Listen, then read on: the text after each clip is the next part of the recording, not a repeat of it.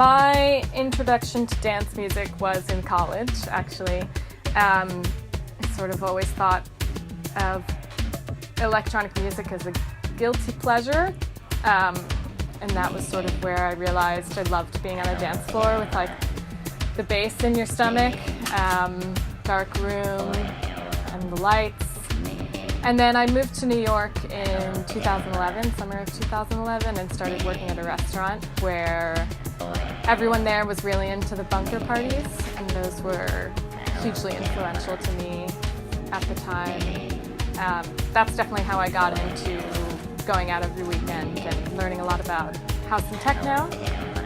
And I just sort of taught myself, well, YouTube videos helped to teach me how to mix, and sort of have been educating myself ever since.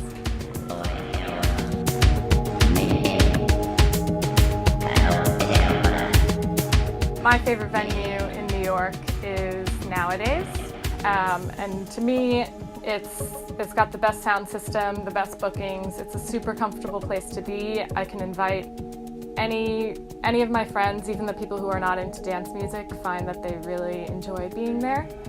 And it's got a really great community around it too that I love. Oh, and I guess I should add that I'm a resident there. Oh, and I'm a resident there.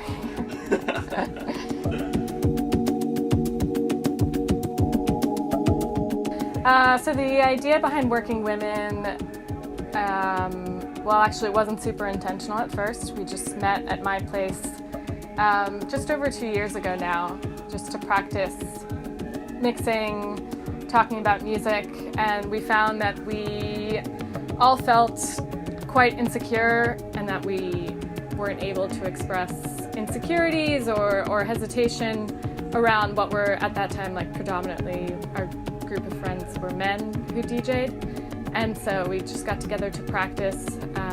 All of us were really interested in playing vinyl, and we're still learning at the time, and that was just like really helpful to have a group of women just to talk to and to screw up in front of and to bounce ideas off of. Where we are now is sort of, I'm thinking of it as 2.0. We're trying to see what our mission is, what kind of music we want to play, who we want to support, opening up potentially our mission. We've really gotten to know each other's styles, and we tend to surprise each other and challenge one another. I mean, I think that's the nature of a back-to-back experience. You don't really get to plan as much as you'd like to. And yeah, just being connected and following intuition. I mean, to make yourself vulnerable as an artist in front of other people is just makes you really close to them. And I feel like they're my sisters, so yeah.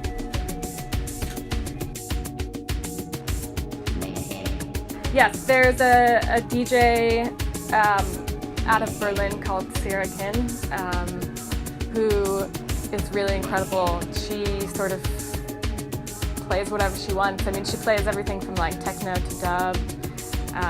Oftentimes doesn't or thinks beyond the limitations of beat matching to create these really interesting sets. I mean, this is kind of obvious because she's a big name right now, but I truly think Avalon Emerson is like a really incredible DJ.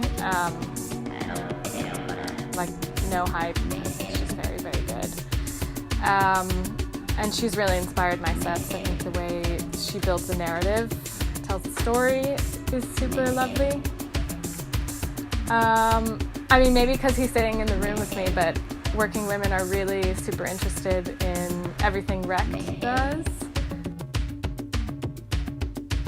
The Lot, which I feel like has done a ton for Brooklyn, for New York in general. I think the best part about The Lot is how it brought so many different worlds together, so many different scenes. People who may not interact, are part of like little niche environments of the dance community, are now, you know, playing back to back or listening to each other's shows or just know each other. Well, I think the DJ is a guide too, sort of maybe giving you something you don't realize you need just yet. But in general, I feel very warmly towards most dance floors, at least in New York right now, or the places I choose to play. Tends to be a pretty generous crowd. Yeah.